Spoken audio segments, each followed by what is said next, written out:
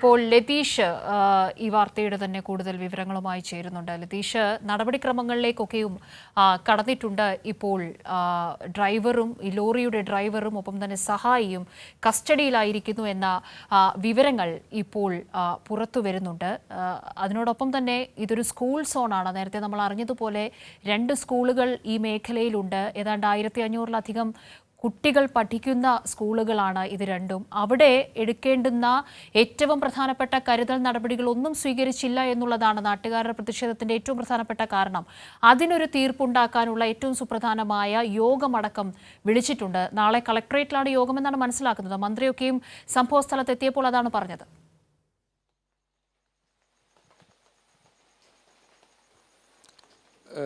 കാവ്യ, ആ നിലയിൽ ജില്ലാ ഭരണകൂടവും വളരെ കൃത്യമായ ഇടപെടൽ ഈ വിഷയത്തിൽ ഇതിനകം തന്നെ നടത്തിയിട്ടുണ്ട്. നാളെ ജില്ലാ കളക്ടറാണ് ഇത്തരത്തിൽ മോട്ടോർ വാഹന വകുപ്പിലെയും പോലീസ് ഉദ്യോഗസ്ഥരെയും അതേപോലെ തന്നെ വിദ്യാഭ്യാസ വകുപ്പിനെയും ചേർത്തുകൊണ്ടുള്ള ഒരു ഉന്നതതല യോഗം വിളിച്ചത്.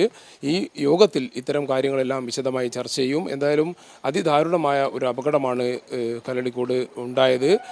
8ാം ക്ലാസ്സിലെ 4 വിദ്യാർത്ഥിനികളാണ് മരണത്തിന് കീഴടങ്ങിയത്. സിമൻറ്റുമായി വന്ന ലോറി മഴയത്ത് ചാറ്റൽ മഴ ഉണ്ടായിരുന്നു. ആ ചാറ്റൽ മഴയെ തുടർന്ന് അപകടം അതായത് ഈ നിയന്ത്രണം തെറ്റി കുട്ടികളുടെ മേലേക്ക് പാഞ്ഞു കയറുകയായിരുന്നു, മറയുകയായിരുന്നു. ലോറി ഡ്രൈവറും അതേപോലെ തന്നെ ക്ലീനർക്കും പരിക്കേറ്റിട്ടുണ്ട്.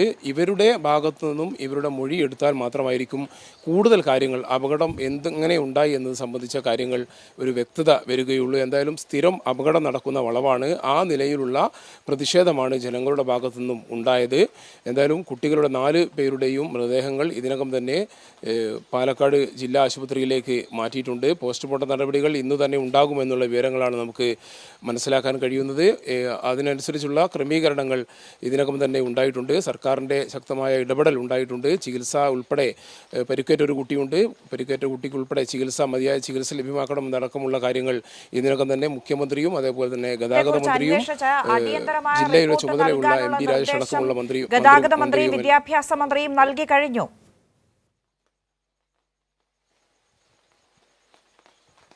തീർച്ചയായും അന്ന, ആ നിലയിൽ സർക്കാർ തലത്തിലുള്ള ഇടപെടലുകൾ, ഞാൻ അതാണ് നേരത്തെ സൂചിപ്പിച്ചു വന്നത്, സർക്കാർ തലത്തിലുള്ള ഇടപെടലുകൾ വിദ്യാഭ്യാസ വകുപ്പിൻ്റെ ഭാഗത്തു നിന്നും മോട്ടോർ വാഹന വകുപ്പിൻ്റെ ഭാഗത്തു നിന്നുമെല്ലാം ഉണ്ടായിട്ടുണ്ട്. അടിയന്തരമായ റിപ്പോർട്ട് നൽകണം എന്ന് ആവശ്യപ്പെട്ടിട്ടുണ്ട്. ഏതെങ്കിലും തരത്തിൽ റോഡുമായി ബന്ധപ്പെട്ട് എന്തെങ്കിലും പ്രശ്നങ്ങൾ ഉണ്ടായിരുന്നോ എന്നടക്കമുള്ള കാര്യങ്ങൾ പരിശോധിക്കേണ്ടതുണ്ട്. അമിത ഭാരം ഈ സിമൻറ്റ് ലോറിയിൽ ഉണ്ടായിരുന്നില്ല എന്നാണ് പ്രാഥമിക പരിശോധനയിൽ നിന്നും മനസ്സിലാക്കാൻ വേണ്ടി കഴിഞ്ഞത്.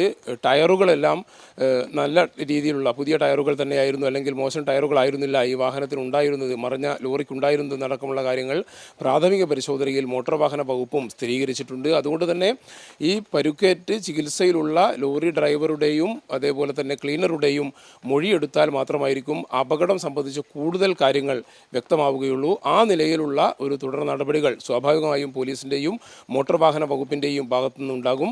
അതുകൊണ്ട് തന്നെ ഇവരുടെ മൊഴി നിർണായകമാണ്. ഈ അപകടം നടന്ന സ്ഥലം സംബന്ധിച്ച് നാട്ടുകാർക്ക് വലിയ പരാതിയുണ്ട്. അതുമായി ബന്ധപ്പെട്ട് ഏതെങ്കിലും തരത്തിലുള്ള പ്രശ്നപരിഹാരങ്ങൾ ഉണ്ടാകേണ്ടതുണ്ടെങ്കിൽ അതും മോട്ടോർ വാഹന വകുപ്പും അതേപോലെ തന്നെ പൊതുമരാമത്ത് വകുപ്പും എല്ലാം ചേർന്നെടുക്കേണ്ട തീരുമാനമാണ് അത്. ആ നിലയിലുള്ള എല്ലാ ഇടപെടലുകളും സംസ്ഥാന സർക്കാരിൻ്റെ ഭാഗത്തുനിന്ന് വിവിധ വകുപ്പുകളുടെ ഭാഗത്തുനിന്ന് ഇതിനകം തന്നെ ഉണ്ടാവുകയും ചെയ്തിട്ടുണ്ട്. അന്ന.